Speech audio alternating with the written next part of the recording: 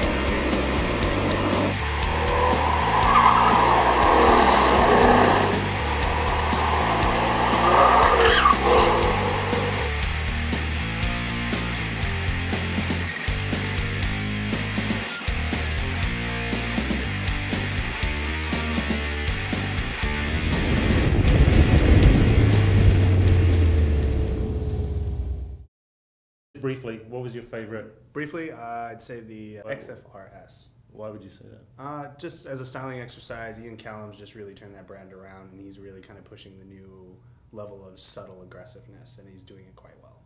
Alex, what do you I have to say RS7. I mean, I think it's like the perfect blend of, you know, a gentleman's sports car. It's beautiful, and it still like maintains that kind of aggressive look. And from behind, that grille, the headlights, everything, like that car is gorgeous. I think the Mercedes was a little too predictable. It looks like it's made from granite, but it's still a block. I think the RS7 is. I don't find it ugly though. It's a good car. It's just very subdued. It's attractive enough. And I think we're dealing with these here as well because there isn't a bad car.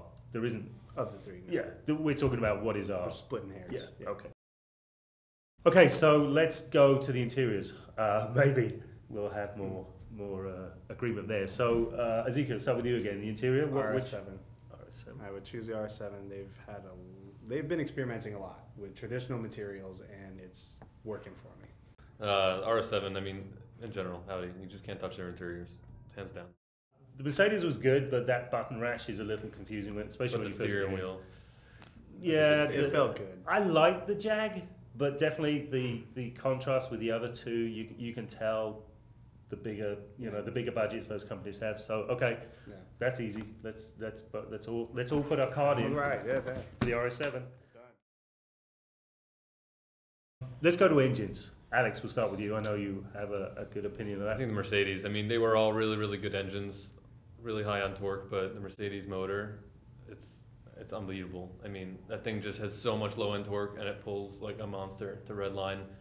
That's awesome. It's funny because I took the RS7 home and I was kind of torn because that motor is just fun all the way around. You feel every single bit of the power, but driving around on the canyons and on the back roads, the Mercedes just really won me over. The Jag, I really like the Jag because of the supercharger coming out of the corners. You could, as long as it wasn't in high revs, you could really get a lot of grunt, but it did run out of breath where the turbo engines kept going. So. It's going to happen again. I may agree with you on the Mercedes. It was violent. Spooky. It was awesome. It was violent. It's kind of what you expect out of that kind of a package. So Greg, what's your overall? What are you taking home? I think the only way to really do this is let me decide when I'm writing it. So we'll put it into writing. It'll be in the April issue of European Car Magazine and at europeancarweb.com, and hopefully I'll come up with a decision by then.